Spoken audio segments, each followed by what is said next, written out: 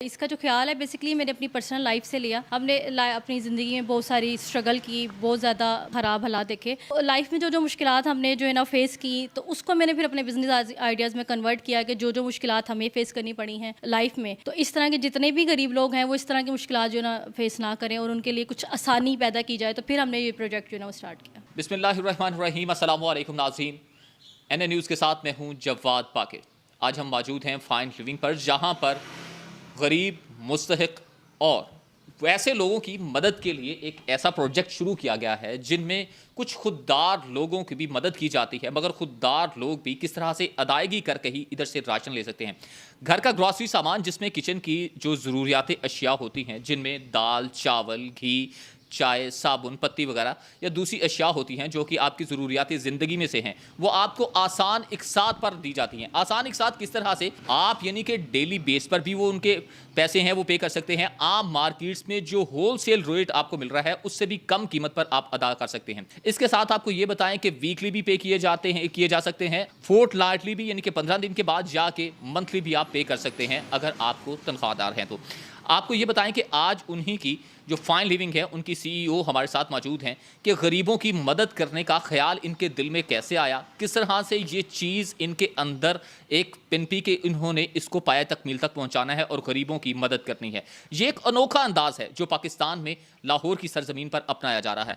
आपको warm welcome करते हैं जी। अब सबसे पहले बताइए कि आपका किस तरह से ख्याल आया, किसी से ये अडॉप्ट किया आपने तरीका?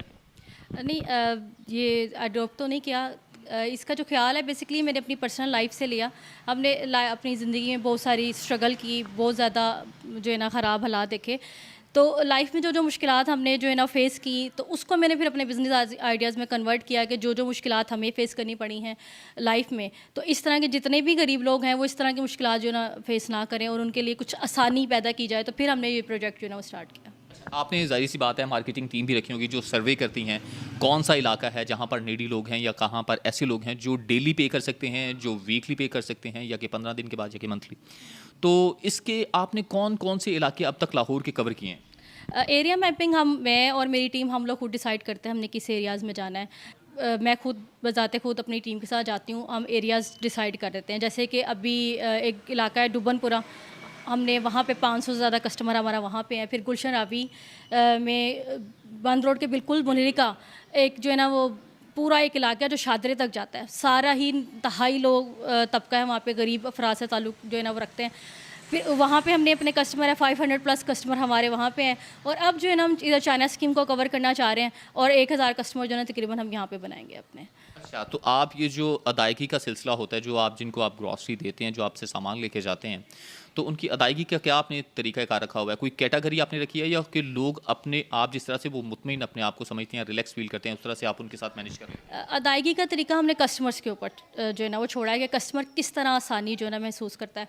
अगर एक आदमी जो है वो रेडी लगाता है या उसके लिए सूटेबल ये है कि वो अक्सर वो कहते हैं कि हमारे से डेली कलेक्शन कर लें, क्योंकि डेली उनके पैसे जो है ना खर्च हो रहे होते हैं। इस तरह जो फैक्ट्री वर्कर्स हैं उनको वीकली पेमेंट्स मिल रही होती हैं, उनके लिए सूटेबल ये होता है कि वो कहते हैं हम आप हमारे से वीकली कलेक्शन कर लें।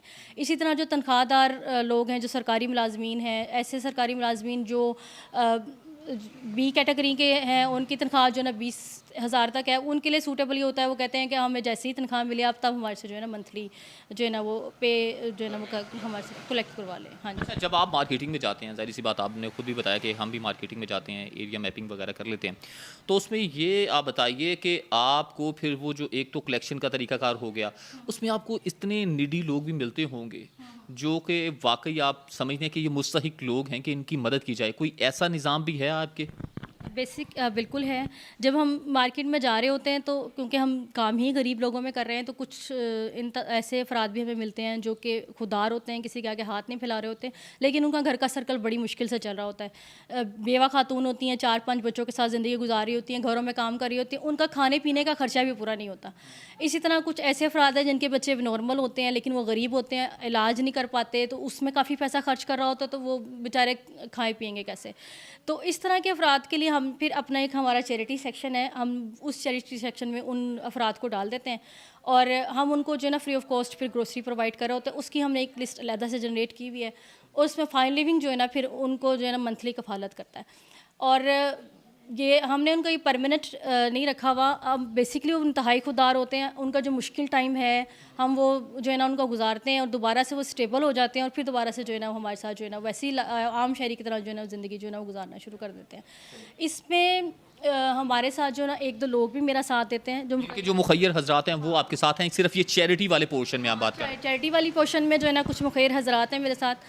बेसिकली जो मैं समझती हूँ कि जो चैरिटी का हिस्सा बनते हैं, अल्लाह ताला दायरा खुद तो इंसान की जो है ना मदद के लिए नहीं आते, तो वो अपने एक बंदे मुकर्रर कर देते हैं। तो मैं उनको इंसान नहीं कहूँगी, बेसिकली तो मैं उनको फ़रिश्ते कहूँगी। कुछ ऐसे आप समझ लें कि फ़रिश्ते मेरे साथ आ गए जो मुझे खुद भी नहीं पता। एक निजी टीवी चैनल पे मेरा एक प्रोग्राम चला, उन लोगों ने मुझे सर्च किया और उन लोगों को फ़ील हुआ कि वाकई ये बेहतरीन खिदमत कर रही हैं जो बाकी इस लेवल के ऊपर कोई नहीं कर रहा। वो उन लोगों ने जो है ना मेरा साथ दिया और फिर उन लोगों के साथ हमने मिलके जो है ना वो अपने इस कार्य खैर को थोड़ा सा मज़ीद जो है ना बढ़ाया है। बहुत शुक्रिया मैम। जैसा कि आपने सुना कि गरीबों की मदद के लिए किस तरह से आसानियाँ पैदा की जा रही हैं, मैं तो यही कहूँगा कि दूसरों के लिए अगर हम आसानियाँ पैदा करेंगे, अगर इसी तरह से खिदमत खल्क करते रहेंगे तो अल्लाह पाक हमारे लिए भी आसानियाँ पैदा करें।